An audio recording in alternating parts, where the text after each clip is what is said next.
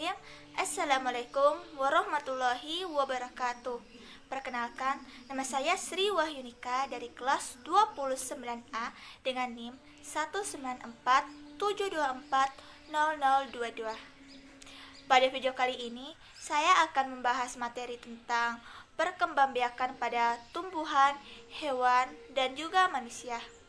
Video kali ini saya persembahkan untuk memenuhi tugas individu mata kuliah konsep dasar IPA di SD dengan dosen pengampu Bapak Dr. Sudarto, MPD.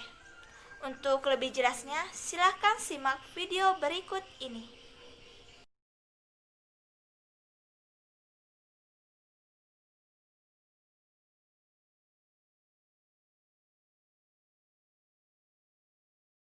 Perkembangbiakan pada tumbuhan. Perkembangbiakan pada tumbuhan dibagi menjadi dua, yaitu perkembangbiakan secara vegetatif atau aseksual dan perkembangbiakan secara generatif atau seksual. Perkembangbiakan secara vegetatif atau aseksual yaitu perkembangbiakan tanpa adanya perkawinan, sedangkan perkembangbiakan secara generatif atau seksual yaitu perkembangbiakan melalui perkawinan. Nah, perkembangbiakan tumbuhan secara vegetatif juga terbagi menjadi dua, yaitu perkembangbiakan vegetatif alami dan perkembangbiakan vegetatif buatan. Perkembangbiakan vegetatif alami yaitu perkembangbiakan secara tidak kawin yang terjadi dengan sendirinya tanpa adanya bantuan dari manusia. Contohnya yaitu perkembangbiakan dengan menggunakan tunas, akar tinggal, umbi, geragi, dan spora. Sedangkan perkembangbiakan vegetatif buatan yaitu perkembangbiakan yang dilakukan oleh manusia untuk memperoleh tanaman baru yang memiliki sifat seperti tanaman induk atau sifat tanaman yang lebih baik lagi. Contohnya yaitu cangkok, merunduk, setek, dan menempel. Nah, selanjutnya saya akan menjelaskan perkembangbiakan tumbuhan secara vegetatif alami. Yang pertama yaitu dengan cara tunas. Tunas adalah bagian tumbuhan yang baru muncul dari kecambah atau kuncup yang berada di atas permukaan tanah. Tunas bisa terdiri dari batang, daun muda, calon bunga, atau calon buah. Contohnya yaitu pohon tebu, pisang, dan bambu.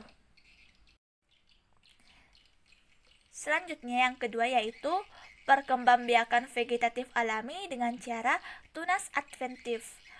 Tunas adventif adalah tunas yang tumbuh pada bagian tepi daun atau bagian akar. Contoh tumbuhan yang dapat berkembang biak dengan tunas adventif yaitu tanaman cocor bebek. Yang ketiga yaitu perkembangbiakan vegetatif alami dengan cara akar tinggal. Akar tinggal atau rimpang di mana batang dapat tumbuh dan menjalar pada permukaan maupun dalam tanah. Contoh tumbuhan yang berkembang biak dengan cara rhizoma atau akar tinggal diantaranya yaitu jahe, kunyit, kencur, dan lengkuas. Yang keempat yaitu perkembangbiakan vegetatif alami dengan cara spora. Spora adalah sel-sel yang terbungkus oleh lapisan tipis sebagai pelindung. Spora dikenal sebagai alat persebaran biji pada tumbuhan berpembuluh. Contoh tumbuhan yang berkembang biak dengan cara spora yaitu lumut, paku, dan suplir. Yang kelima yaitu perkembangbiakan vegetatif alami dengan cara umbi lapis. Umbi lapis adalah daun yang berlapis-lapis dan tebal sehingga membentuk seperti batangnya.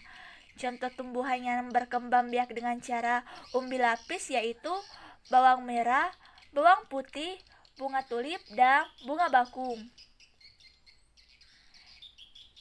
Yang keenam yaitu perkembangbiakan vegetatif alami dengan cara umbi batang. Perkembangbiakan vegetatif alami sistem umbi batang yaitu di mana batangnya tumbuh di dalam tanah. Fungsi umbi ini yaitu sebagai tempat menyimpan cadangan makanan dalam bentuk karbohidrat. Contohnya yaitu kentang, bengkuang, dan ubi jalar. Yang ketujuh yaitu dengan cara umbi akar. Umbi akar merupakan akar yang dijadikan sebagai tempat untuk cadangan makanan. Contohnya yaitu singkong, wortel, dan lobak. Yang kedelapan yaitu dengan cara geragi. Geragi atau stolon yaitu batang yang tumbuh secara mendatar di bagian permukaan tanah dan pada bagian tumbuhan yang menyentuh tanah tersebut nantinya akan tumbuh akar.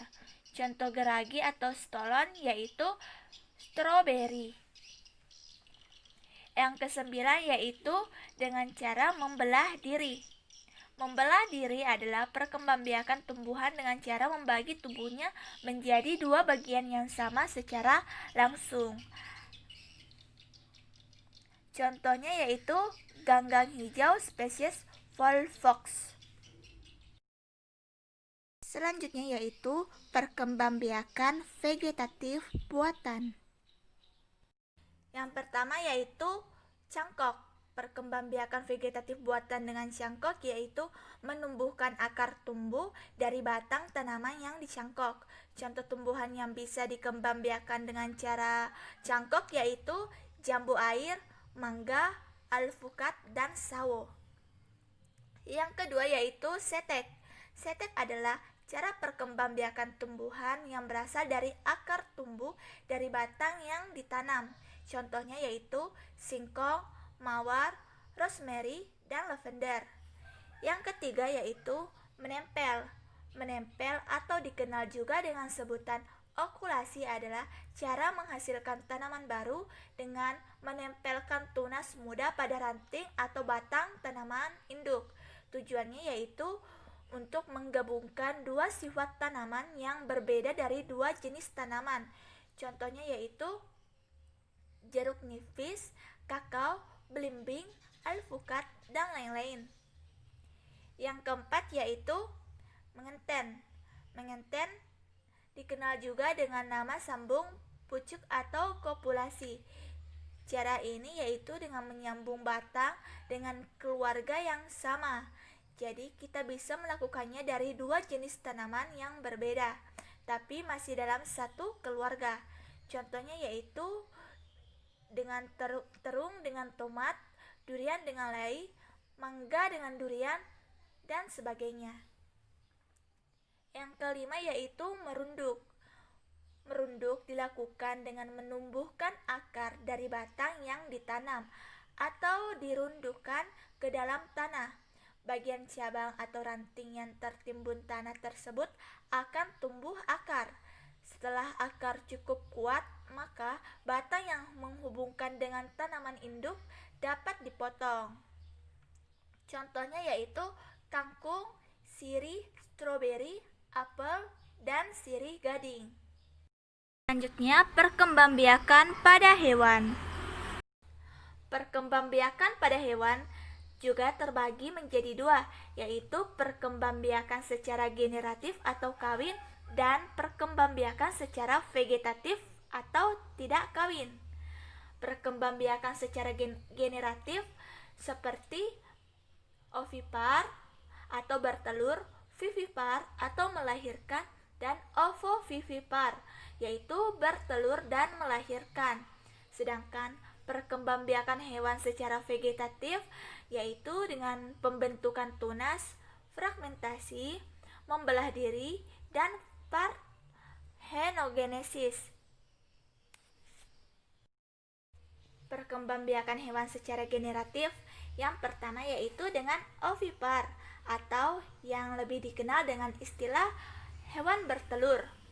Ovipar yaitu hewan yang melakukan perkembangbiakan dengan cara bertelur. Ovipar berasal dari kata ovum yang artinya sel telur. Hewan yang berkembang biak secara ovipar, perkembangan embrionya berada di luar tubuh induknya yang dilindungi oleh cangkang telur. dan cadangan makanan untuk embrio pada hewan ovipar yakni berupa pada kuning telur. Ciri-ciri hewan ovipar atau bertelur diantaranya yaitu tidak memiliki daun telinga, tidak memiliki kelenjar susu, tidak memiliki pori-pori tubuh, dan mengerami telurnya. Contoh hewan ovipar atau bertelur yaitu bebek, burung, katak, buaya kura-kura, ikan, dan penguin. Yang kedua yaitu dengan cara vivipar atau melahirkan. Vivipar yaitu hewan yang melakukan perkembangbiakan melalui cara melahirkan. Hewan vivipar akan mengalami proses pembuahan sel telur oleh sel sperma di dalam rahim. Ciri-ciri hewan melahirkan yaitu mempunyai daun telinga, memiliki kelenjar susu, mengalami masa mengandung atau kehamilan. Embrio mendapat makanan dari induk melalui plasenta atau tali pusar. Embrio sempurna dilahirkan dari tubuh induk dan tubuhnya ditumbuhi oleh rambut-rambut. Contoh hewan yang berkembang biak secara melahirkan yaitu sapi, kambing, kerbau, kucing, paus, anjing, dan sebagainya. Dan yang ketiga yaitu dengan cara ovovivipar, yaitu penggabungan antara hewan yang bertelur dan melahirkan. Embrio baru tumbuh dan berkembang di dalam telur yang tersimpan dalam tubuh induknya sehingga sempurna, kemudian dikeluarkan melalui melahirkan. Ciri-ciri hewan ovovivipar: induk betina bertelur, tetapi telur tidak dikeluarkan, yaitu masih dalam perut induk. Yang kedua, cadangan makanan diperoleh dari dalam telur. Yang ketiga, embrio berkembang di dalam telur. Dan yang keempat, embrio sempurna menetas dan dikeluarkan dari tubuh induk bersama pecahan cangkang telur. Contoh hewan ovovivipar yaitu beberapa jenis ular, kadal, bunglon, dan platypus. Selanjutnya yaitu perkembangbiakan hewan secara vegetatif. Yang pertama yaitu tunas. Tunas atau bertunas merupakan cara berkembangbiak hewan pada saat organisme tersebut baru tumbuh. Proses tunas yaitu yang pertama, tunas terbentuk dari dinding tubuh induk yang menonjol. Lalu tunas tumbuh membesar lalu pisah dari induknya, sehingga tunas tumbuh menjadi individu baru. Contohnya yaitu hidra, ubur-ubur, dan anemone laut. Yang kedua yaitu membelah diri. Membelah diri merupakan cara perkembangbiakan pada hewan dengan cara membagi tubuhnya menjadi dua bagian yang sama atau lebih secara langsung. Contohnya yaitu semua hewan bersel satu dapat berkembang biak secara membelah diri, seperti amuba dan bakteri. Yang ketiga yaitu fragmentasi. Fragmentasi merupakan cara perkembangbiakan pada hewan dengan cara memotong atau memutuskan bagian tubuhnya guna membentuk organisme baru yang dilakukan oleh hewan tingkat rendah.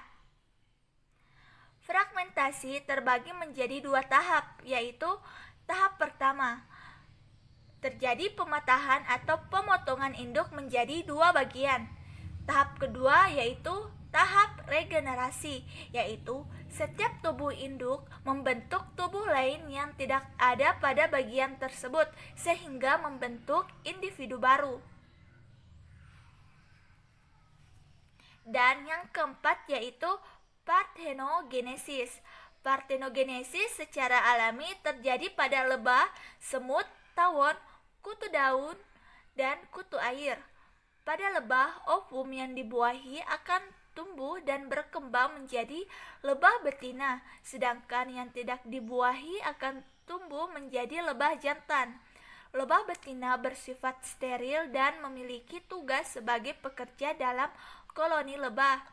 Lebah jantan bersifat fertil, yaitu mampu menghasilkan sel kelamin yang digunakan untuk membuahi sel telur yang dihasilkan oleh lebah ratu. Lebah ratu adalah lebah penghasil telur-telur yang akan menjadi lebah. Selanjutnya yaitu sistem reproduksi pada manusia. Bagian pertama yaitu sistem reproduksi pada pria. Sistem reproduksi pada pria atau laki-laki meliputi bagian A, yaitu vas deferens. Vas deferens adalah saluran panjang yang mengarah ke atas dan merupakan lanjutan dari epidermis. Bagian ini berfungsi untuk menghubungkan epidermis dan uretra. Bagian B yaitu uretra. Uretra merupakan saluran yang terdapat dalam penis, merupakan akhir dari saluran reproduksi pada pria. Uretra berfungsi sebagai saluran keluarnya sperma dan urin. Bagian C yaitu penis, bagian luar organ reproduksi laki-laki yang berfungsi sebagai saluran kencing atau urin dan saluran sperma. Bagian D yaitu skrotum. Skrotum merupakan bagian sistem reproduksi laki-laki yang terlihat berbentuk seperti kantung. Letaknya berada di belakang penis dan merupakan tempat dari testikel yang biasa disebut dengan testis. Yang ke bagian E yaitu testis.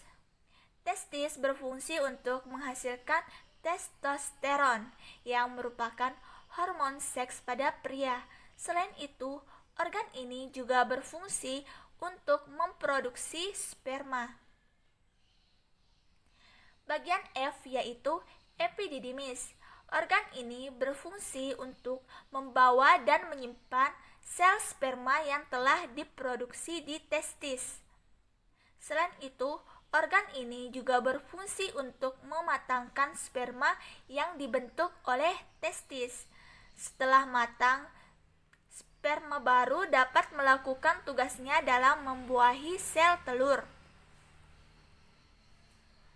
Bagian G yaitu kelenjar Cooper atau pulbouretra, yaitu bagian yang berbentuk seperti kacang yang terletak di bawah kelenjar prostat.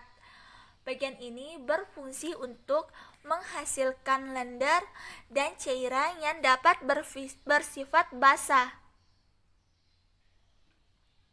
Bagian H yaitu kelenjar prostat.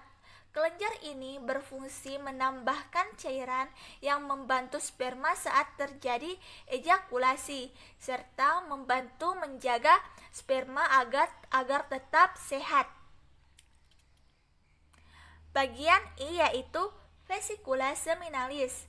Vesicula seminalis merupakan organ berbentuk seperti kantung yang menempel pada vas deferens di dekat bagian dasar kandung kemih. Organ ini berfungsi dalam memproduksi cairan dan sebagai pemberi energi sperma untuk bergerak. Bagian selanjutnya yaitu sistem reproduksi pada wanita. Organ reproduksi pada wanita atau perempuan meliputi bagian A yaitu ovarium, struktur yang berbentuk seperti telur yang berjumlah 2 buah dan terletak di kedua sisi rahim. 2 buah ovarium berbentuk oval sebesar ibu jari. Ovarium berfungsi untuk memproduksi sel telur dan hormon seks pada perempuan yang kemudian akan dilepaskan ke aliran darah. Bagian B yaitu tuba fallopi, yaitu saluran yang panjangnya kurang lebih 10 cm yang menghubungkan ovarium dengan rahim atau uterus. Bagian C yaitu infundibulum. struktur yang berbentuk seperti corong dan merupakan ujung dari tuba Fallopi. D. Uterus atau rahim. Rahim adalah suatu ruang kosong yang berbentuk seperti buah pir dan berfungsi sebagai tempat berkembangnya janin. Uterus terletak di antara kandung kemih dan rektum. Bagian E yaitu endometrium, lapisan yang membatasi rongga rahim dan meluruh pada saat menstruasi. Bagian F yaitu vagina. Vagina merupakan saluran meskulomembran atau otot selapur yang menghubungkan rahim dengan dunia luar. Saluran yang menghubungkan lingkaran luar dengan rahim, serta saluran yang mengalirkan darah menstruasi dan saluran untuk bayi yang ingin keluar. Dan bagian G yaitu serviks. Serviks merupakan pintu masuk antara vagina dan rahim yang berupa lorong sempit. Dinding serviks bersifat fleksibel sehingga dapat merenggang dan membuka jalan lahir saat proses persalinan.